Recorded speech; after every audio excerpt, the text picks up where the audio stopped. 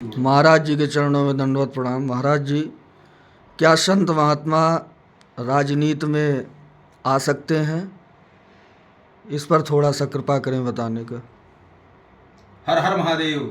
आपका प्रश्न सर्वोत्कृष्टतम है, यथार्थ पर पूछा गया।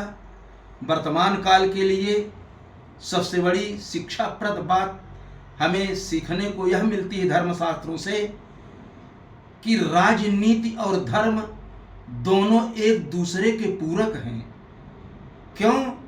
क्योंकि धर्म पति है, पुरुष है, राजनीति उसकी पत्नी है। इसीलिए हमारे यहाँ पत्नी का स्थान पति के चरण में होता है। तुलसीदास जी रामायण में लिखते हैं कि नीति धर्म के चरण सुहाए।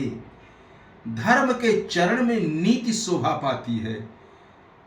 तो पति के नियंत्रण में पत्नी होती है, नारायण के नियंत्रण में भगवती रमा है। इसीलिए हम लोगों को तमाम प्रकार की बातें सुनने को प्राप्त हो रही हैं वर्तमान काल में कि संतों को राजनीति में आना चाहिए कि नहीं। तो हमारे महाराज श्री धर्म सम्राट स्वामी करपात्री जी कहा करते थे कि राजनीति संतों की नहीं तो क्या गुंडों की बपौती है। विचार करना चाहिए। हमारे यहाँ संत ध्रुव जी, संत प्रहलाद, संत सुग्रीव, संत विभीषण, संत भरत जी इत्यादि एक नहीं अनेकानेक उदाहरण मेरे पास हैं धर्मशास्त्र में कि इन लोगों के द्वारा राजनीति में भाग लेकर के और देश में धर्म राज्य, ईश्वर राज्य और ब्रह्म राज्य की स्थापना किया। क्यों? क्योंकि वर्तमान काल का जो धर्म निरपेक्ष राज्य की दुहाई दी जाती है, इसमें सबसे बड़ी गड़बड़ी तो यह है कि निरपेक्ष का अर्थ होता है निधन अपेक्ष। अपेक्ष माने आवश्यकता, जरूरत। निह माने नहीं है, अर्थात धर्म की जरूरत नहीं है। कुर्सी की जरूरत है, भोजन की जरूरत है, पानी की जरूरत है, कपड़े की जरूरत है, पत्नी पुत्र परिवार की जरूरत है, धन दौलत की जरूरत है। लेकिन सत्ता की जरूरत होने पर भी धर्म की जरूरत नहीं है।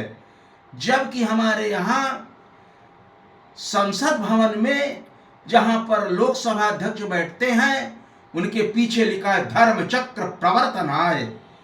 धर्मचक्र प्रवर्तनाय लिखा होने पर भी वहां पर बैठे हुए जितने प्रतिनिधि हैं सब चिल्ला चिल्ला कर कहते हैं हमें धर्म की जरूरत नहीं है, जबकि धर्म सापेक्ष राज्य होना चाहिए।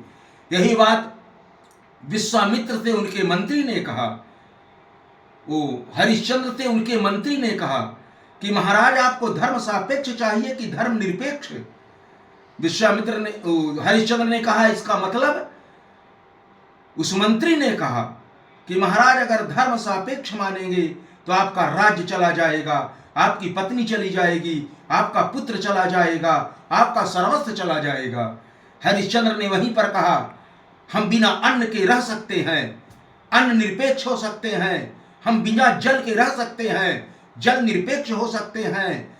हम बिना राज्य के रह सकते हैं, हम राज्य निरपेक्ष हो सकते हैं। हम बिना पत्नी पुत्र के रह सकते हैं, हम पत्नी पुत्र निरपेक्ष हो सकते हैं। लेकिन हम धर्म के बिना एक श्वास जिंदा नहीं रह सकते, अर्थात हम धर्म निरपेक्ष नहीं हो सकते। लेकिन वर्तमान काल में ठीक इसके उल्टा चल रहा है। इसलिए हम लोगों को हमेशा यह ध्यान रखना चाहिए कि जब राजनीति में, सत्ता में, शासन में संत बैठेंगे तो सुनिश्चित रूप से हमारा राष्ट्र सुख शांति और विकास के मार्ग पर अग्रसर होगा। हर हर महादेव।